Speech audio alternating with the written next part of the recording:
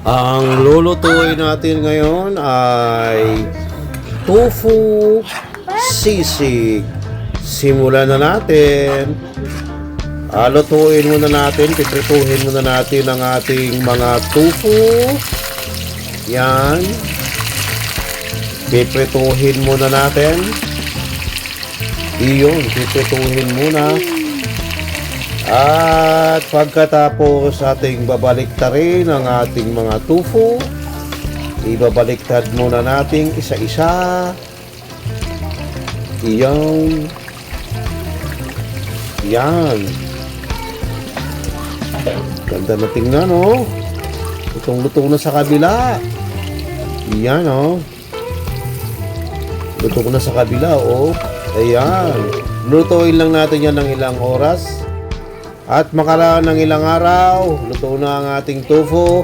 Hahanguin na natin isa-isa. Ayan. Hahanguin lang natin. Yan, hango-hango lang. Hahanguin lang natin. Iyon. Yun. Ayan na, oh. At pagkatapos ay hihiwain na natin ang ating tofu.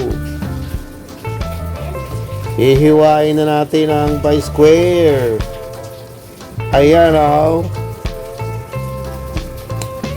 Iyan, oh. Ang ganda na tingnan, oh. Iyan.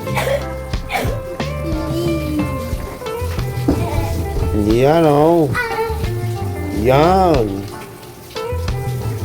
I-square lang natin. Iyon. At okay na. Tapos, ilagay na natin sa ibang lagayan para timplahan na natin ang ating tofu. Ilagay na natin ang oyster sauce na galing sa oyster. Ang ating black pepper. Ang ating MSG. Toyo. Lagyan natin ng toyo. 2 basong toyo. At saka kunting suka. 1 litrong suka lang. At kalamansi, lagay na natin ang 1 sakong kalamansi para sumarap. Yun, lagay na natin ang ating ginger. Lagay na natin ang ating sibuyas, kalahati lang muna. At ilagay na natin ang ating mayonnaise. Yan. At i-mekos-mekos natin i-mekos-mekos lang natin. Mekos-mekos lang, mekos-mekos. Mekos-mekos lang. Yan, oh. Mekos-mekos lang natin hanggang sa ma-incorporate na lahat. Yan. Yan, halong-halo na yan, oh. Yun. At pagkatapos ay lulutuin na natin ulit. Ilagay na natin sa butter. Iyan, oh. Lulutuin lang natin. Lagyan lang natin ng butas sa gitna. Iyan. Katulad niyan.